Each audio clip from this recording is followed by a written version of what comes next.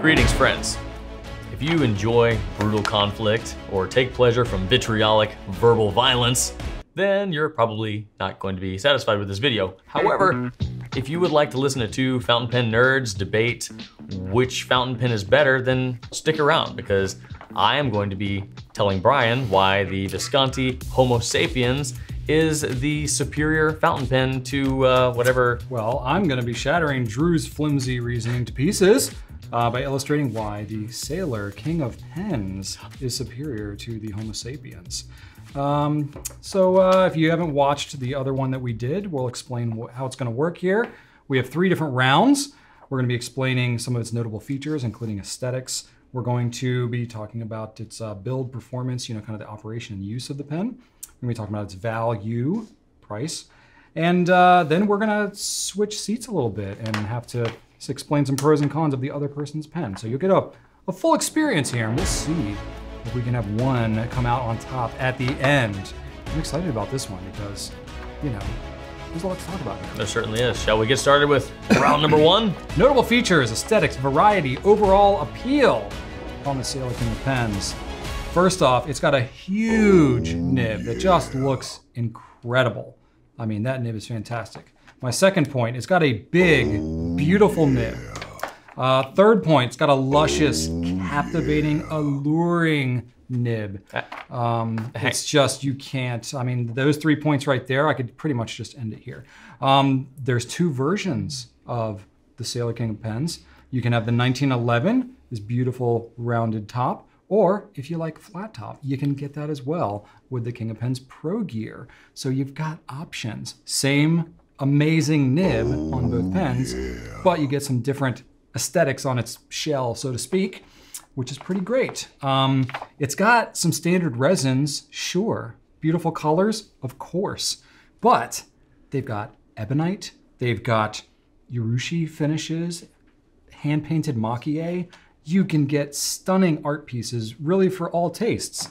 So you get so many options depending on what kind of aesthetic that you're going for. It's got an inner cap that seals really well, which I appreciate. It's got that Japanese craftsmanship, which is very consistent. The nibs are all very consistent, and the fit and finish on the pens are fantastic. It's got 21 karat nibs. That's the most carats around.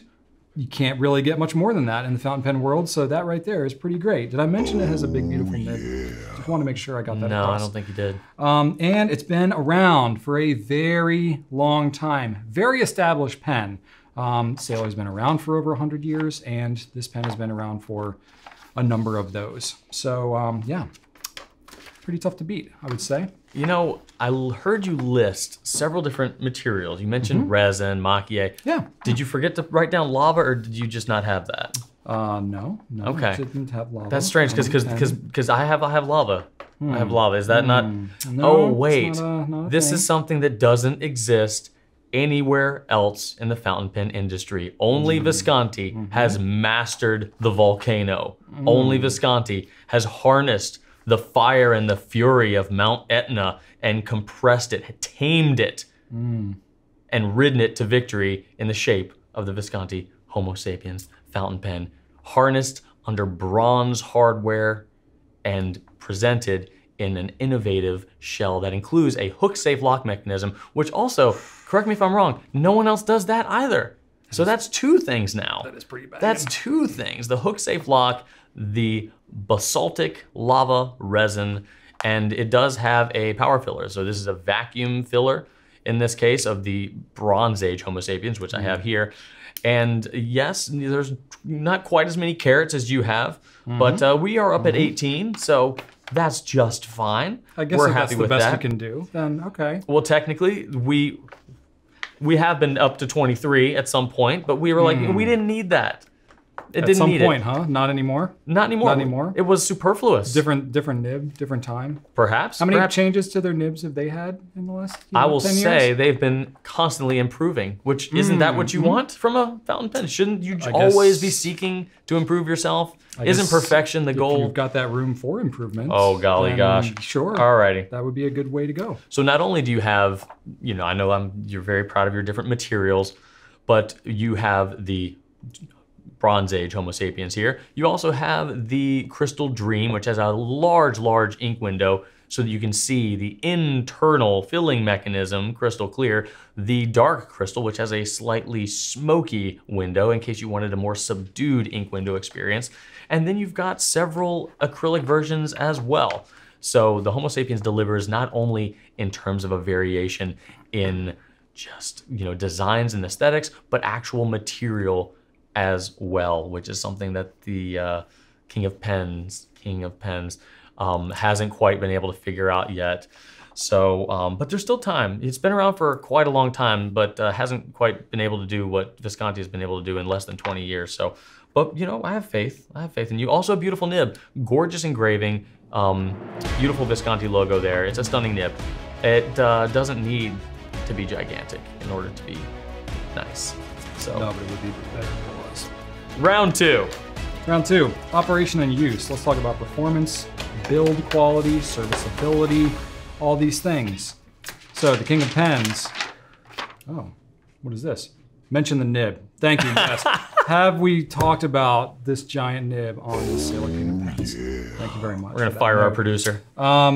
Okay, big pens. They're big pens, but they're not very heavy pens. Extremely comfortable writers. These are great for writing all day long. Even if you have small hands, it's still gonna be comfortable. You don't have to post it. You can just write with it, just like so. And it's kind of comfortable for everybody. So it's a great option, no matter what size hands you have. The nib selection, okay, that kind of sucks. Basically, it's just medium and broads in the US, but in Japan, they have all kinds of amazing options. So you just need to go to Japan and get it. But honestly, the broad nib is basically perfect on the King of Pens. So that's really all you need. You don't even have to look beyond that. Once you have the goat, then you just don't need to look any further. The nibs are springy, they're smooth. It's really just my favorite Sailor nibs overall, to be honest. The pens, they don't seem delicate, but you might feel better if they're protected in a case, in my opinion. It's the kind of thing, it's like, you don't send the king out to cut down his own wood in the forest and maybe get mauled by a bear. You want that king to be protected because the king has to rule and he needs to be, cared for. So just put it in a pen case, put it in a pen sleeve, you're good to go. You're gonna wanna do that because you care about this pen that much. The clips are fine. They're, functional, not maybe outstanding, but they're there. You can clip it to things. It's got a converter that's like kind of small compared to the rest of the pen, but it's very easy to clean. So you got cartridges that you can use. You're not confused about this vacuum thing. What is that about? I mean, it's like for the person that, wants to clean out their pen, you just pump that thing a few hundred times and you get your ink cleaned out. No, you can use a bulb syringe with this thing with, enough determination. You can use cartridges, converters. You got all kinds of options here. So yeah, I think it's a better pen for changing colors more often for sure than this your little lava pen here. So that's what I have to say about the King of Pens. What about Do you want to? Drew? I would love for you to elaborate on what you said about the bulb syringe real quick, because I think I think you kind of touched on something. I did. Well, yeah. I mean, so I have some experience in cleaning out these bulb syringes. So for those of you who aren't familiar with the King of Pens, it's got a pretty little stout section here that hangs onto the converter, and it's got holes right here. So if you don't want to modify your bulb syringe, it's so easy. All you have to do is hold the holes, cover those holes with your fingers, and then you can put your bulb syringe in there and then flush it out. It's just so easy. Super easy. So convenient. Yeah. Certainly more convenient than using a bulb syringe on the Homo Sapiens, which will be impossible. Or if you really want to, because honestly, once you get one of these pens, you're gonna be like, I don't need anything else. So I might as well take my other bulb syringe that I have and I'll cut it, and then I can just fit it over this extremely stout, textured, very grip-worthy, section, and then you can bulb syringe it all day long, and it's magnificent. Not that you ever will, because you'll just keep inking it up and using it forever because it'll be your daily writer. Yeah, that's what I have to say about that, Drew. All right. As far as cleaning goes, the vacuum yes, you do go in and out every now and then. Not hard. In fact, this is a lot easier, in my opinion, than the effort required to clean a piston pen or even a converter. The twisting motion is way more time consuming and finger intensive than this. This is a lot easier, and it removes and it brings in and ejects a lot more ink all at once than one of those. Now granted, that's not in comparison to yours. Under normal circumstance, yes, a bulb syringe would be the optimal cleaning method. In the case of the King of Pens, however, as you so kindly demonstrated for me, there's some variables there. And if that's the king that needs to sit up on its little comfy pillow, this is President Teddy Roosevelt, who is not afraid to go out into the jungle every now and then, get a little beat up, but still be able to present nicely at formal dinners. That's what this is. In fact, this pen happens to belong to Brian and has been around It's been beat up pretty good. Yeah, and it still, it still retains its majesty. It still retains its majesty. It does have a smooth, wet nib, and while, the capping on the Sailor is fantastic, the Visconti Homo Sapiens and any Visconti that features the hook-safe lock here has a spring-loaded inner cap, which is what engages the hook safe. It's a nice click because you have a spring attached to an inner cap that keeps things wet, ready to write. And so it does resist drying out. You have a great capacity, which you'd think the King of Pens would also have, being such a massive pen, but unfortunately it's just a bunch of empty space in there with a tiny little ink cartridge that you can actually see poking out the back of that clear finial, by the way. I don't know why they didn't do something about that. Like that's an oversight. It's a demonstrator aspect. It's a feature, not a bug. There we go. But I think that this pen has that perfect balance of regality. Is that a word? Regalness? I don't know. Sure. Fanciness and durability. It's a super durable material, as evidenced by this thing that's been well loved. Beat up in my pocket. But it does still retain that Italian style. So that Teddy Roosevelt Italian durability. All right, my analogy is breaking down a little bit now, but keep going, Drew. I like it. I like to hear it. Let's move on to round 3. Yeah. Okay. Let's talk about value, bang for the buck. What do you get for your money with these pens? Well, the King of Pens. I mean, let's be honest. Kings aren't about being cheap, right? It's not about being accessible. The King needs to be a little bit elite. And whether you're buying a King of Pen or a King of Pens, however it happens to be advertised, you're gonna shell out a minimum $816 in the US here at least. Maximum, the sky is almost the limit. The one that we currently have now is $4,600 is the top one, but that is because you're not buying a pen, you're buying a piece of art. You're buying a piece of history and craftsman's time to create such a beautiful piece. And there's kind of everything in between, depending on if you're getting the ebonite and different urushis and stuff like that. So really, I mean, it's just got something for everybody that has at least $800 to spend on a pen, which, let's be real, once you're spending $800 on a pen, what's a couple thousand? So it depends pretty enough. I feel like if we're buying pens in this price range, we can pretty well justify about anything, can't we? Yeah, I would say it's not about being inexpensive, it's about the value that you get. And you are definitely paying for legacy, you're paying for craftsmanship, you're paying for the biggest, most beautiful nib that you're gonna get in this conversation here. So, Drew, what do you think about your it has a large nib? In here, in this conversation. Okay. Larger between I don't recall Have you I mentioned that yet? I don't think so. It's got a large, beautiful nib. Huh. Anyway, news alert. Huh. Newsflash. Well, this is also an expensive pen. So we're looking at $716 for the Bronze Age Homo Sapiens. They do go up in price after that with the different variations that I've mentioned. So both are pretty well up there. I'm not going to try to say, hey, $100 less is a massive difference. Because like you said, once you get up there, well, it's got a smaller nib, so you got to make some trade-offs somewhere. You do, but as far as what you get, as far like how this pen is made, you look at the magnetic removable finial that you can replace with your initials or something like that in some areas, depending on your accessibility there. You look at a spring-loaded clip, that's engineering. You look at the material needed, the material that is only manufactured in Florence by Visconti. You look at the trademark double bronze trim rings. You look at the engraved and filled trim ring on the barrel. You look at the hook safe lock manufacturing, having to dig in and carve these latches for the hook safe lock, another trim ring up at the top, and not to mention the internal vacuum filling system.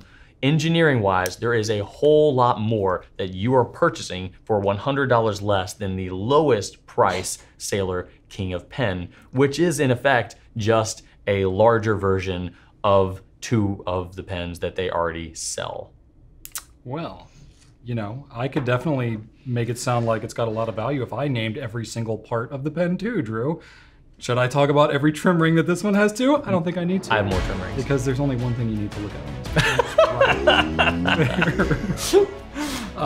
In all seriousness though, let's move on to our final round here, the cross-examination. So we're gonna talk about each other's pens, the pros and the cons. So I have experience with both of these pens quite a bit. So that Homo Sapiens has been so lovingly broken in because I carried it around in my pocket for about 4 years. So I will say the lava is freaking cool. It's just like, you can't really beat it. The nib selection, the nib size selection is definitely more substantial than what you get on the King of Pens, though the nib is smaller and less awe-inspiring, I would say. It is very durable. It does not feel maybe as precious as the King of Pens might. If you want to just literally not even keep it in a case and just clip it in your pocket and go, I don't know, pick weeds in your yard or go lop some branches off some trees, you can do that and you don't really have to sweat it too much. Just saying, hypothetically. The hook safe threads, they freaking rock. That's probably my favorite thread system in the world, to be honest with you. And it does have the higher ink capacity. It's hard for me not to give some credit to that. I think that's pretty rad. So, and honestly, the vacuum thing is kind of fun. I'm a tinkerer. I think it's pretty neat. Some cons though, that's kind of a pain to clean. I do like the vacuum thing, it's cool, but I don't like always having to use the vacuum thing. So I don't want to change inks when I'm using this pen. I keep the same ink in it and I just go, which I believe for the 4 years I daily carried this thing, I think I pretty much only ever put Robert Oster Blue Water Ice in there. That was just the go-to. It's a great match for that pen, let me tell you. Let's see here. It's heavier, so it can tire your hand out a little quicker maybe. You know, it's just dense. That lava, that volcanic rock. Yeah, but it's porous. It's got its trade-off. Yeah, it's porous, but it absorbs, you know, density. So yeah, you get Italian quality control versus Japanese quality control. You know? I was hoping you weren't gonna bring that up. Well, I won't elaborate any more than that. Now, the pen is good, don't get me wrong. It is. But, you know, it's not Japanese. It's a matter of consistency. Yeah, and you do get some color options, sure. Yeah, they can make it in some different resins and stuff, but you're not getting like the handmade aspect, the artisanal embellishments that you might get. London Fog. Some of the, London Fog was cool, but ain't available anymore, so can't get that. But yeah, anyway, they have had some cool colors, but not nearly as many as the King of Pens. Sailor can just really do up some interesting colors. You know, we don't have that many King of Pens on the website right now. Well, it's you know, it's pretty sparse. But I will say we don't have a ton of variety of Homo Sapiens either, so I didn't bring that up. But yeah, I think we could use more of both. And I honestly do wish we had more King of Pens because it is a fantastic pen. And I don't know if you knew about this, but the nib is iconic. Is it? The nib is just delectable, Brian.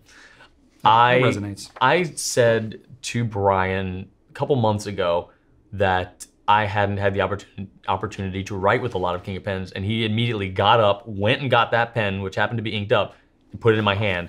I was like, you need to experience this. And I'm like, all right, dude, come on. Like, okay, I'm sure it's nice. I had to actually wrestle him to the ground to get it out of his hands. Which required minimal effort. But I've written with a ton of fountain pens and large nib fountain pens, but there is something special about the King of Pen nib. It really is. I think that it puts a lot of distance between your grip and the paper, and there's something about that stroke it makes it feel more of a big deal, I guess. It's hard to explain. Try one if you can. In fact, it was for the video that I said some Japanese pens you must try. So yeah, it's definitely worth a try if you can get your hands on one.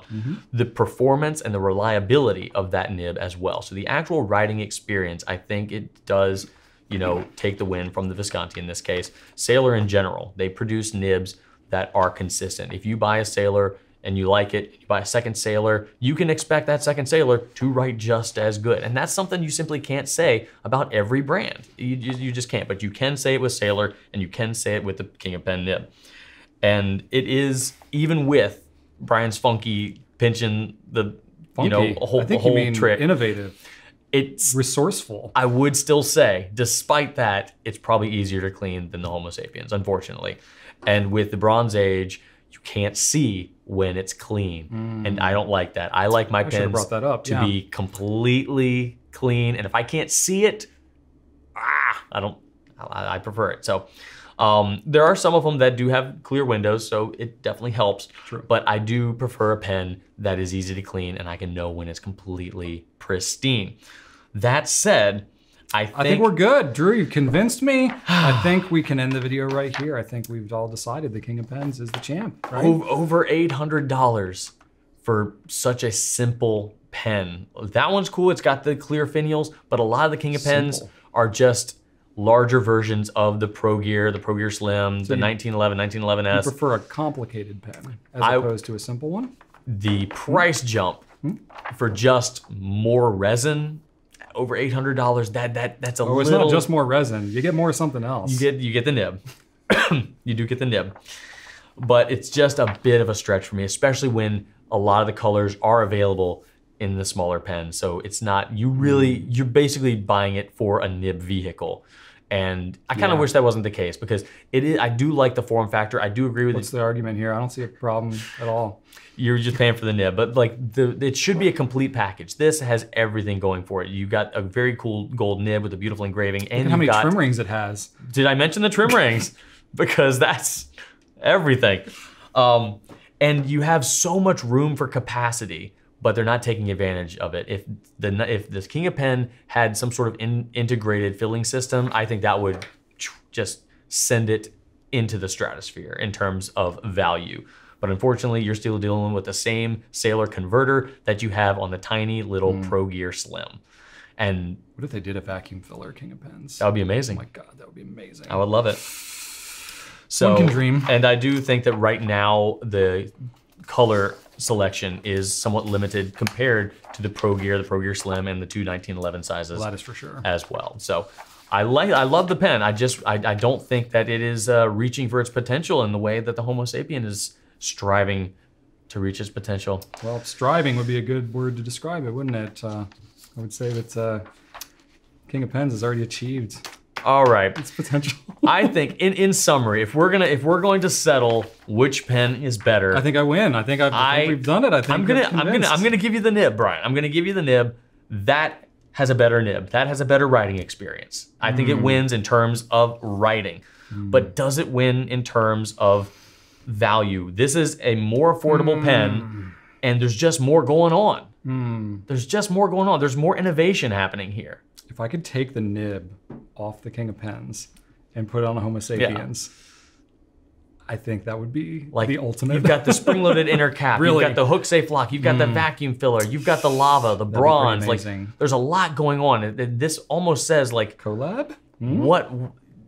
Why is that more expensive? And it's the nib. It's really the nib. Yeah, basically. Let's be real.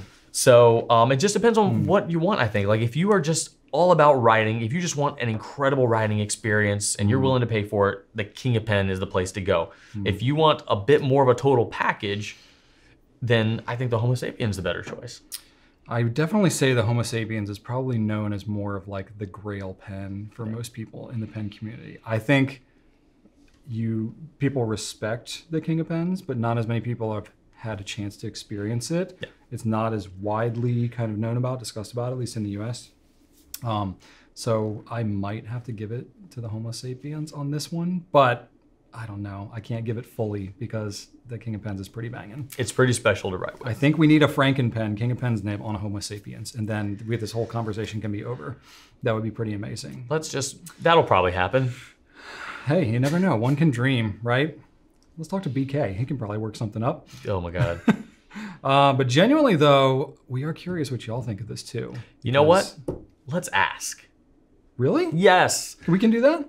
When this video publishes, you can go over to the community tab area of our YouTube channel. There will be a poll there waiting for you where you can weigh in on this debate and choose whether or not you think the Sailor King of Pens, be it the 1911 style or the Pro Gear style, is better or worse than the legendary, iconic, and better Visconti Homo Sapiens. Or you can just choose whether you like Brian better or whether you like Drew better. Either way, you know, that works. If you like Brian better, don't use the poll. That'll be our, I'll know. It's not about us. We're just, you know, we're purveyors of and the messaging here. We had to pick these. We like them both. We really did kind of flip a coin on this one. It was tough. We do want to know what you think though. So please let us know. Yeah, indeed. Thank you so much for watching this. This is kind of fun. We enjoy doing this. We'd also love ideas of other matchups that we should do. So leave us a note in the comments because we have some ideas, but you know, we always want to know what y'all think.